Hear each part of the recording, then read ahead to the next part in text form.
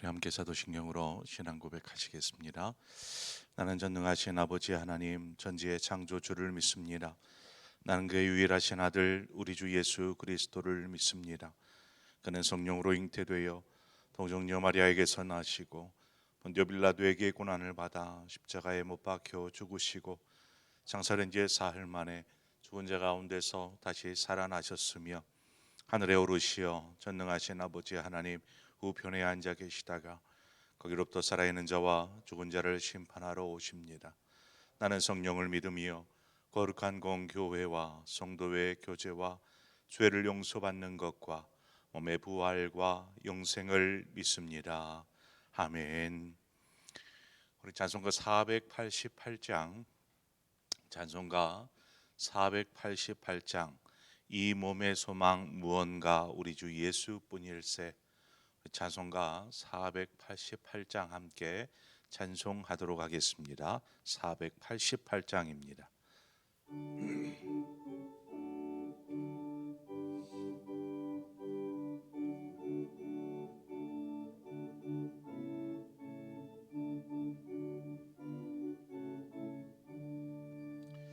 이 몸의 소망 무언가 우리 주 예수뿐일세. 우리 주 예수밖에는 믿으니 아주 없도다.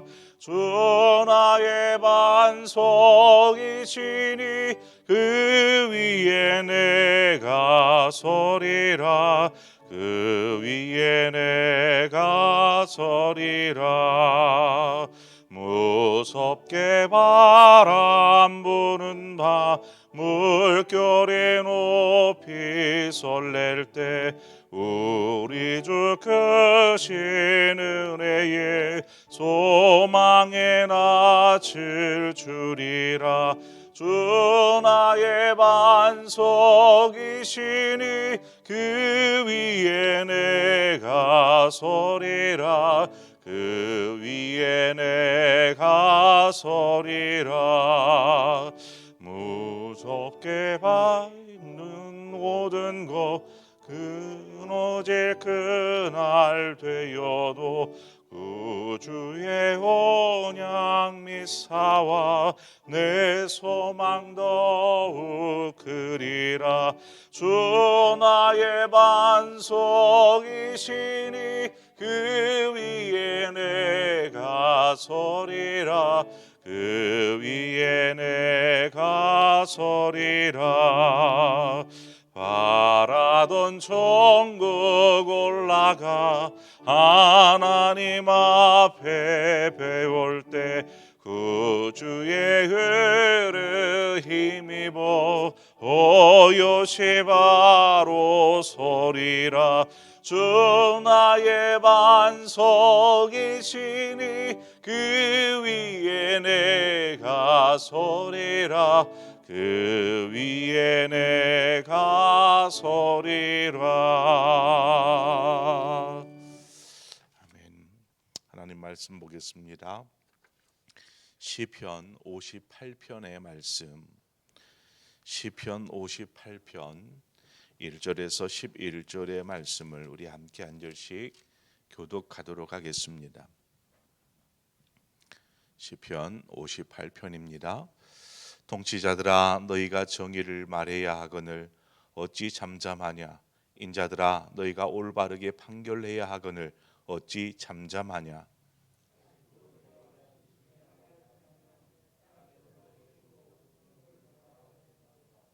악인은 모태에서부터 있음이며 나면서부터 곁길로 나아가 거짓을 말하는도다.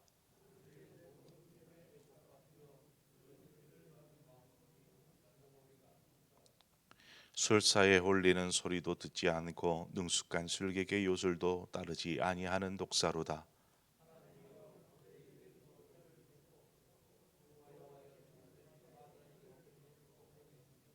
그들이 급히 흐르는 물같이 사라지게 하시며 겨누는 화살이 꺾임 같게 하시며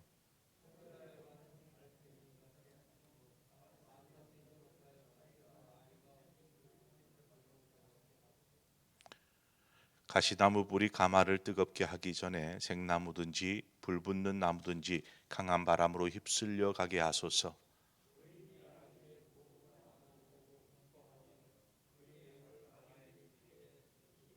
함께 읽습니다. 그때에 사람의 말이 진실로 의인에게 갚음이 있고 진실로 땅에서 심판하시는 하나님이 계시다 하리로다. 아멘. 사람이 죄를 지으면서도 그것을 숨기려 하거나 혹은 지으면서도 그냥 무시해 버리는, 자신의 행동을 무시해 버리며 살아가곤 합니다. 그만큼 죄에 대한 경각심이 사라지고 계속해서 양심은 무디어져 가는 것이죠. 시골길을 이렇게 운전하다 보면 이제 신호등이 이렇게 있지 않습니까? 신호등을 지켜야 되는지 아무도 없으니까 그냥 지나쳐 가야 되는지 이 고민이 될 때가 있습니다.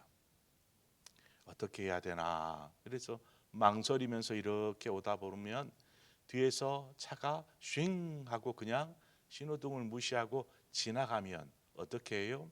같이 덩달아서 그냥 지나가게 됩니다. 남들이 하니까 그냥 자신도 그렇게 하는 것이죠. 해도 되는가 보다 생각하는 것입니다. 만약에 거기서 그냥 멈춰서 가만히 있으면 다른 차들이 휙휙 지나가면서 뭐라고 하는 것처럼, 자신이 바보인 것처럼, 뭔가 뒤떨어진 사람처럼 여겨지기도 합니다. 그렇게 세상은 불의와 죄악으로 점점 물들어가고, 그러한 불의가 있음에도 그것이 당연한 것처럼 여기며 살아가는 그러한 세상이 되었습니다. 자, 이러한 불의와 죄악이 난무한 세상 가운데서 우리 그리스도인이 어떠한 삶을 살아야 될까요? 어떻게 살아야 할까요? 오늘 본문의 다윗이 이 죄악된 세상을 신랄하도록 비판, 고발하고 있습니다. 통치자들과 심판자들, 여전히 악을 즐기듯 행하는 자들을 향하여서 예수님께서도 그러한 말을, 독사라는 표현이 계속 나오는데 예수님께서도 그러한 표현을 쓰지 않았습니까? 독사의 자식들아 하면서. 한마디로 지금 다윗도 역시 지금의 현 상황들, 죄악된 세상을 향하여서 이처럼 엄포를 놓고 있는 것입니다.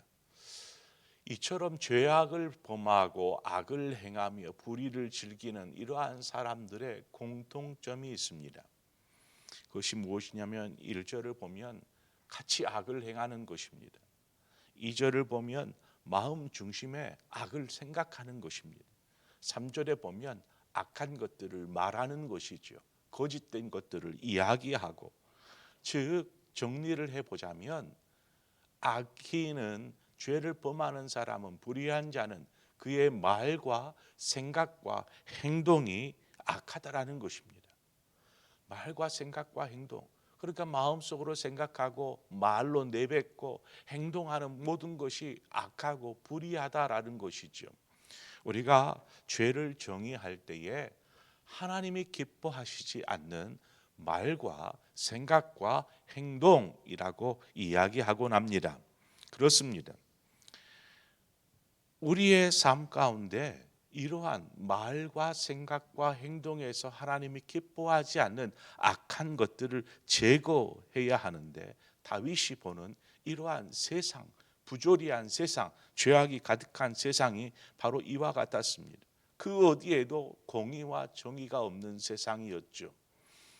다윗은 이 모든 것에서, 이 모든 원인이 어디에서 비롯되어진가 봤더니 오늘 말씀에 모태에서부터 시작된 우리 안에 있는 죄성이다라고 말하고 있습니다. 우리가 나중에 장성하여서 죄를 범하여서 죄가 되어지는 것이 아니고 우리는 모태에서부터 죄성을 가지고 태어나는 것이죠. 즉 아담의 죄가 계속해서 유전되어지는 것입니다. 자, 그렇다면 죄성이 있으니까 죄 지은 것이 당연하지 않습니까? 라고 우리가 받아들여야 될까요? 죄를 짓는 것이 당연한 것입니까? 우리는 죄와 싸워야 합니다. 죄와 싸워야 합니다. 지금 다윗의 고발은 자신이 싸우는 것이죠. 죄와. 그래서 자신의 그 거룩함을 위해서 죄악과 무던히 싸우는 것입니다. 그러면 다윗은 죄가 전혀 없는 그러한 의인이었습니까? 아닙니다.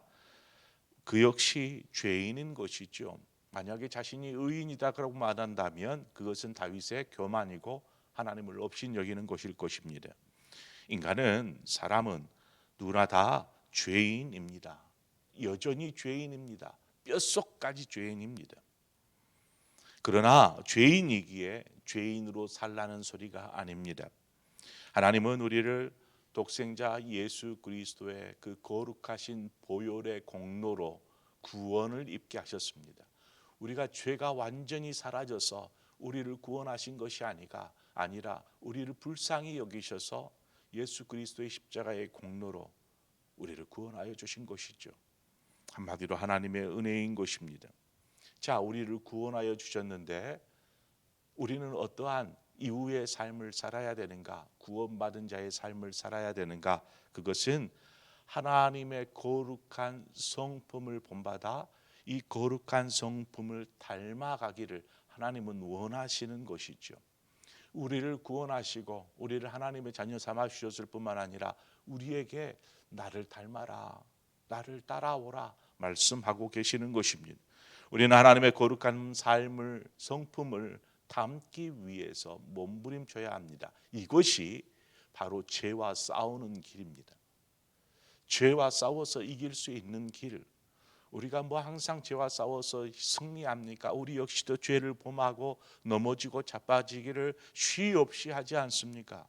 그러므로 우리와 죄와 싸운다라는 것은 죄와 완전히 죄가 없는 그런 거룩한 의인으로 사는 것이 아니고 하나님을 닮아가는 성품 안에 사는 것입니다.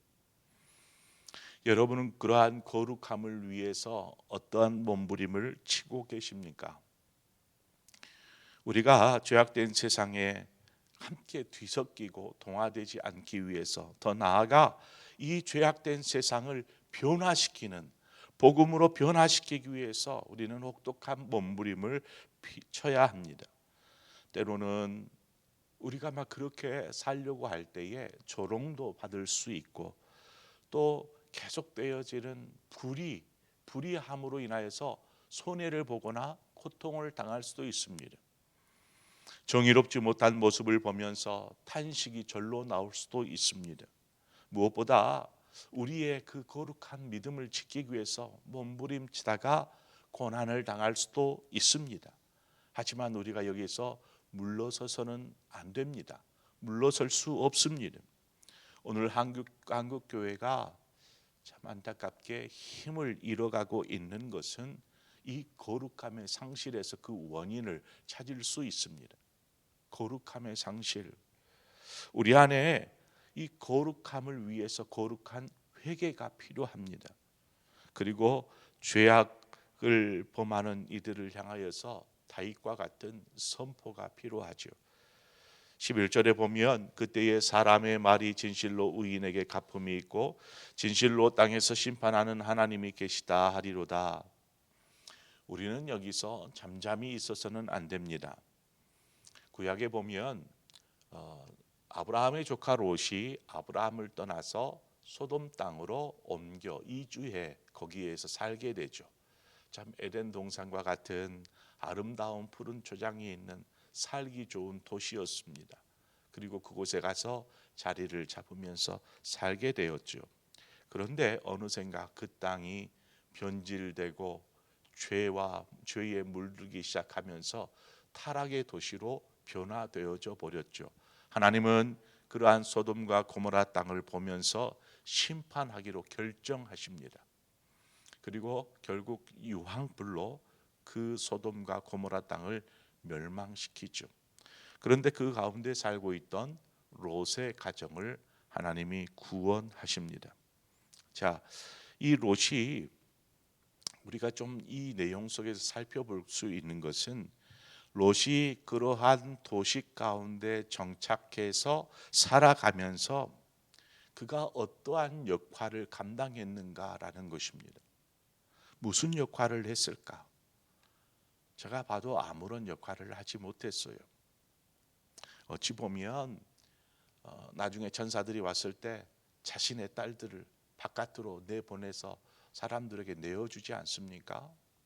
나중에 롯이 그 땅을 도망쳐서 소알 땅으로 도망갔을 때 아내도 소금 기둥이 되고 두 딸만 데리고 이제 소알이라는 작은 성으로 가지 않습니까? 그곳에서 딸들이 아버지를 범합니다. 그리고 자식을 낳습니다. 이러한 모습을 볼 때 그의 삶은, 그의 가정은 여전히 그러한 소돔과 고모라의 죄악된 세상의 삶과 어떻게 보면 뒤섞여져서 살아가고 있었다라는 사실입니다. 세상을 변화시키는 그리스도인, 세상을 밝히는 그리스도인이 아니라 그저 섞여져 살아가는 그리스도인, 그러한 모습을 우리는 롯의 모습을 통해서 보게 됩니다. 그렇다면 롯이 어떻게 구원받을 수 있었을까?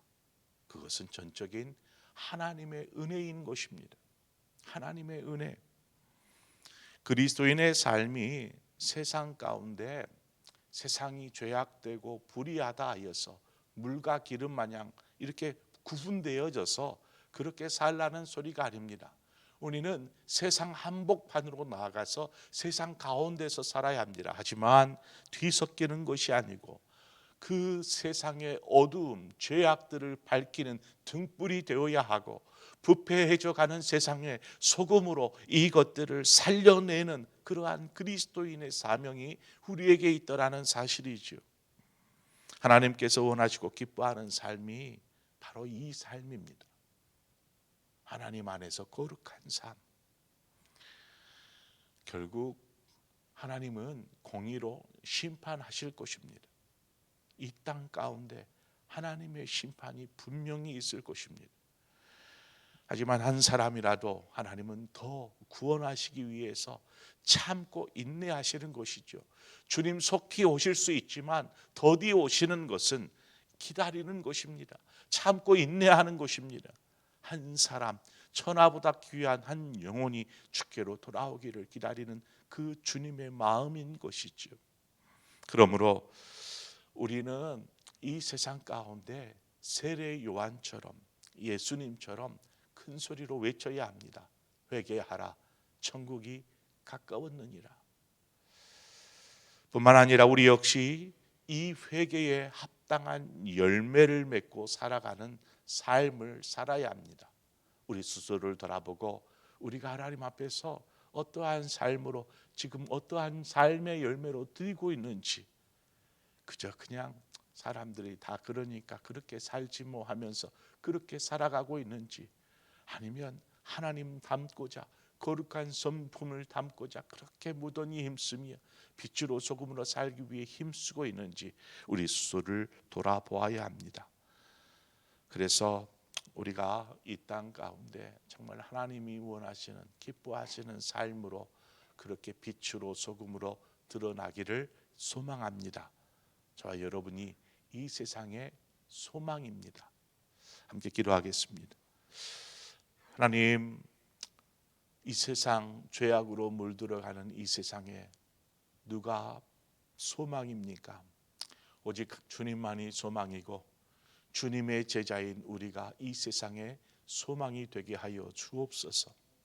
우리가 세상의 등불이 되고 소금이 되어져서 죄악을 정화시키고 어둠을 밝히는 그러한 역할을 감당하기를 원합니다. 그것은 우리가 고결하고 거룩해서가 아닙니다. 우리 역시 죄 많고 흠 많은 인간일 뿐입니다. 하지만 우리는 구원받은 하나님의 자녀요, 주님 하나님의 거룩하신 성품을 닮아가야 할 주님의 제자인 것이기에 주님을 닮아가는 삶으로서 하나님 우리가 빛으로 소금으로 사는 것입니다. 하나님, 우리가 이처럼 이 세상 가운데 믿음으로, 또한 이 세상 가운데 아름다운 영향력을 아버지 하나님 행할 수 있도록 주여 우리를 붙잡아 주시고 흔들리지 않고 좌절하지 아니하고 오직 이 땅 가운데 하나님을 바라보며 믿음으로 공의와 정의를 행하는 삶을 사는 우리 모든 그리스도인들이 되게 하여 주시옵소서. 예수 그리스도의 이름으로 기도합니다. 아멘. 오늘 이 시간에 우리 함께 기도할 제목은 우리 환우들을 위해서 기도하는 시간입니다. 우리 환우들을 위해서 여러분 함께 기도해 주십시오. 육체적인 고통 가운데 많은 분들이 힘겨워하고 그것이 오래오래 되다 보니까 몸은 계속 망가져 가는 것이죠. 그러면 마음도 정신도 피폐해질 수 있습니다. 하나님 저들에게 힘을 더하여 주시고 속히 나음 얻게 하여 주옵소서. 특별히 지금 이제 확진자들이 너무나 많이 나오고 또 우리 교회 가운데서도 가정들이 확진이 되었다라는 그러한 이야기들을 많이 듣습니다. 뭐 그것이 큰 잘못이겠습니까? 자기가 확진되고 싶어 된 것이겠습니까?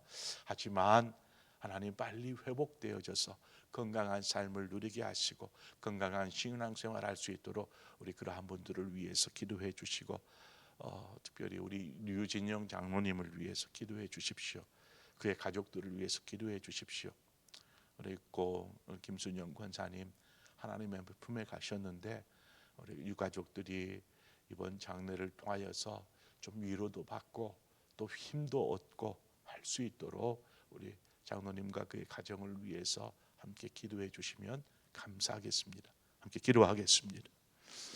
참 좋으신 아버지 하나님, 은혜와 사랑을 감사합니다. 하나님께서 우리를 붙잡으시고 인도하시고 또 함께하여 주신 것을 감사합니다. 아버지여 도우시고 인도하여 주시옵소서. 하나님 거룩한 삶으로 주님 행하여 주시기를 원합니다. 오 할렐루야. 주여 하나님 우리를 복되게 하여 주옵소서. 하나님 그의 삶으로 하나님 인도하여 주시옵소서. 아버지 오늘 말씀처럼 세상은 계속해서 어두워져 가고 칠흑 같은 그 어둠에서 우리가 어떻게 살아갈 수 있겠습니까? 어디로 가야 하겠습니까? 빛 대신 하나님 우리의 길을 열어 주시옵소서. 밝히 보여 주시어서 하나님 생명의 길을 걷는 우리 모두가 되게 하여 주시옵소서. 아버지 바라옵건대 하나님 우리의 삶이 하나님 기뻐하는 삶의 길을 원합니다. 그러기 위해서 빛으로 소금으로 거듭나 하나님 원하시는 삶, 하나님 그런 우리